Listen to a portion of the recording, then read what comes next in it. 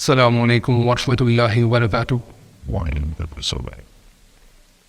ان الحمد للہ نحمده ونستعینه ونستغفره ونعوذ باللہ من شرور انفسنا ومن سیئات اعمالنا من يهده الله فلا مضل له ومن يضلل فلا هادي له واشهد ان لا اله الا الله وحده لا شريك له واشهد ان محمدا عبده ورسوله۔ اللہ اکبر اللہ اکبر، لا الہ الا اللہ واللہ اکبر اللہ اکبر الحمد۔ اللہم صلی علی محمد وعلی آل محمد کما صلیت علی ابراہیم وعلی آل ابراہیم انک حمید مجید۔ اللہم بارک علی محمد وعلی آل محمد کما بارکت علی ابراہیم وعلی آل ابراہیم انک حمید مجید۔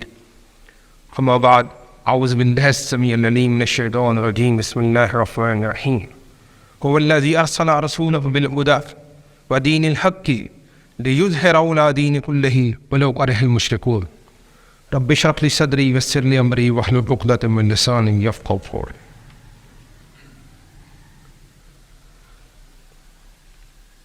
آج ہم جس عنوان کے بارے میں بات کرنی ہے وہ ہے کہ اجتماعی طور پر اقامت دین کو، دین کا غلبہ پوری دنیا پر کس طرح ہو جائے، اس کا طریقہ اور اس کے جو لوازمات ہیں اور اس راستے کی جو چیز ہمیں ضرورت ہے اس کے مطابق انشاءاللہ بات ہوگی، کیونکہ سب سے بڑا مقصد ہی ذاتی انفرادی طور سے لے کر اجتماعی طور تک جڑنا اور پھر اس دین کے غلبے کے لیے کوشش کرنا، یہی اس دین کی اصل جو نا سب سے اونچا اور اعلیٰ جو مرتبہ اور مقام ہے۔ تو پہلے انفرادی چیزیں ہو گئی، فرداً ہماری کیا ذمہ داریاں ہیں، تھوڑی سی اس کی بات کر کے پھر اجتماعی طور پر ہم نے کس طرح جڑنا ہے اور اس دین کے غلبے کے لیے کیا کوششیں کرنی ہے، اس کے بارے میں انشاءاللہ بات کریں گے۔ کہ انفرادی طور پر سب سے پہلے ہم نے قرآن و حدیث کے ساتھ جڑنا ہے، اور قرآن و حدیث کے ساتھ جڑ کر پھر اس کے مطابق اپنے وجود پر اس دین کو نافذ کرنا ہے۔ سب سے پہلے دین کے نفاذ کی جو پہلی سیڑھی وہ یہ ہے کہ ہر بند نے فرداً قرآن و حدیث کے ساتھ جڑنا اور اس کے مطابق پھر اس کو اپنے 5-6 فٹ کے وجود پر نافذ کرنا، یہ سب سے پہلی سیڑھی ہے۔ اس کے بعد پھر اپنا گھر، جو ایک مرد شادی شدہ ہے، اس کے بیوی ہیں، بچے ہیں، ان کو پھر قرآن و حدیث کے ساتھ جوڑنا اور اس گھر میں دین کے نفاذ کے لیے کوشش کرنا، پیار سے، محبت سے، یا جہاں سختی کرنی پڑے وہاں کر کے اس کو نافذ کرنا۔ اور تیسرا پھر یہ ہے کہ یہ سپاہی تیار ہونے ہیں۔ ہم پڑھ رہے ہیں، اللہ تعالیٰ ہم سے نماز پڑھوا رہے ہیں، روزے رکھوا رہے ہیں، حج عمرے کروا رہے ہیں، زکوٰۃ صدقات ہم سے کروا رہے ہیں۔ اس کا جو مقصد یہ ہے کہ ایسے افراد تیار کیے جائیں جو ایمانی طور پر اعلیٰ درجے پر کھڑے ہو جائیں، وہ قرآن و حدیث کے ساتھ جڑ کر باعمل مسلمان بن جائیں، انہیں اللہ کی اطاعت میں آنا آسان اور شیطان سے دور رہنا یہ ان کی زندگی میں آ جائے۔ تو اسی کے لیے قرآن و حدیث کے ساتھ جڑ کر فرداً پھر اسے اپنے گھروں میں نافذ کرنا، اور پھر اس سے اگلی اب اجتماعی طور پر، یہ تو اس کے انفرادی طور پر اس کے حقوق ہیں، اب اجتماعی طور پر کیسے دین کے ساتھ جڑنا ہے، یہاں اس کی بہت کم گفتگو ہوتی ہے، اور یہ اس کا جو مقصد ہے اقامت دین، پوری دنیا میں دین کو نافذ کرنا، اس کا طریقہ اور منہج میں بڑا اختلاف ہے۔ پہلی سیڑھی جو اجتماعی طور پر یہ ہے، یہ بات آج ہم مسلمانوں کو سمجھ نہیں آ رہی، وہ یہ ہے کہ ہم نے فرقہ سے باہر نکلنا ہے۔ آج مسلمان فرقہ میں پڑھ کر، تقسیم ہو کر، جو اجتماعی طور پر امت بننا تھا وہ امت نہیں بن رہی۔ مختلف گروہوں میں بٹ کر، ان کو نام دے کر، اور ہر بندہ اسی کوشش میں ہے کہ میں جس جگہ پر ہوں، میں جس فرقہ ہوں، میں حق پر ہوں، باقی سارے گمراہ ہیں، اور سب کو، دوسروں کو جہنم کے ٹکٹ بانٹ رہا ہے اور اپنے والوں کو جنت کے ٹکٹ بانٹ رہا ہے۔ یہ سارے مسلمان پوری دنیا میں کر رہے ہیں، اور نقصان کس کا ہو رہا ہے؟ سارے کا سارا دین کا نقصان۔ یہ سب سے پہلی سیڑھی جو ہمیں سمجھنے کی ضرورت ہے کہ اللہ تعالیٰ نے قرآن میں ہمیں امت کہا ہے، ہمیں یہ نہیں کہا کہ بھائی تم نے فرقوں میں بٹ کر تقسیم ہو کر اپنی اپنی 1.5 انچ کی مسجد بنا کر اور پھر دین کی خدمت کرنی ہے، یہ کوئی بھی دین میں کہیں دور دور تک نہیں۔ تو پہلی بات، ہم نے فردن قرآن و حدیث کے ساتھ جڑ کر فرقہ واریت سے پاک اور امت بن کر ہم نے ایک جماعت بننا ہے، ایک امت بننا ہے۔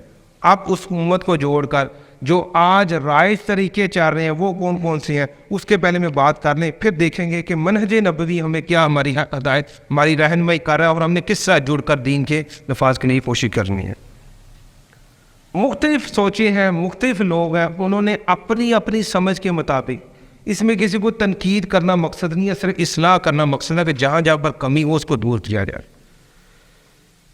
ایک گروہ پیدا ہوا، اس نے کہا یہ ساری خرابی نفس کی ہے، یہاں نفس پاک ہو جائے گا، اس کا تزکیہ ہو جائے گا نا تو سارا کچھ ہی ٹھیک ہو جائے گا۔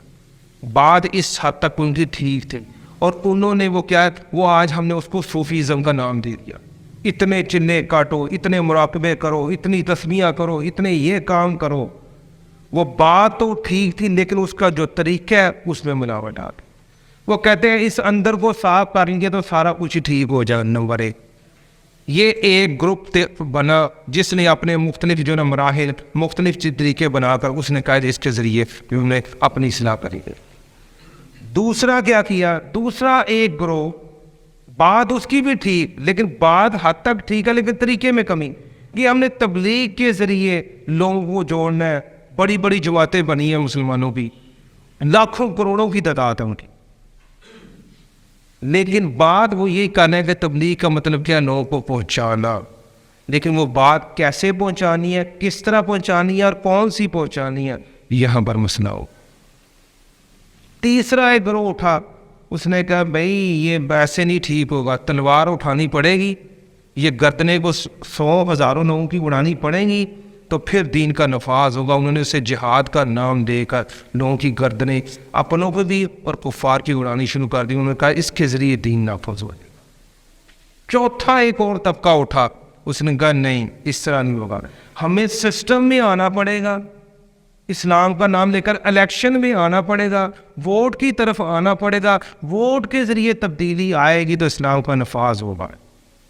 یہ جو بڑے بڑے گروپ ہیں، میں نے آپ کو پہلا ایک صوفیزم اٹھا، دوسرا تبلیغ کے ذریعے ساری دنیا کو ٹھیک کرنا چاہتے ہیں، تیسرا جہاد کے ذریعے ہر چیز کو سیدھا کرنا چاہتے ہیں، چوتھا الیکشن کے ذریعے سیدھا کرنا چاہتے ہیں۔ لیکن نبی اکرم صلی اللہ علیہ وسلم کی زندگی میں دیکھیں اور دنیاوی جو کفار کے بھی انقلاب ہیں ان کو بھی دیکھا جائے تو یہ تبدیلی تحریک کے ذریعے آئی، تحریک کے ذریعے ہے، تحریک کے بغیر نہیں۔ مثلا اس بات کو ایسے سمجھ لیں کہ ایک ہنڈیا پکانی ہو نا تو ہنڈیا کا کچھ لوازمات ہے، نمک چاہیے، مرچ چاہیے، آگ چاہیے، اوپر جناب بالکل کیتلی چاہیے، کو چولہا چاہیے، کہ 4 5 6 چیزیں، سبزی چاہیے جو ڈالنی ہے، 5 6 چیزیں ہیں، ان میں سے ایک چیز بھی کم ہو تو ہڈیاں پکے گی۔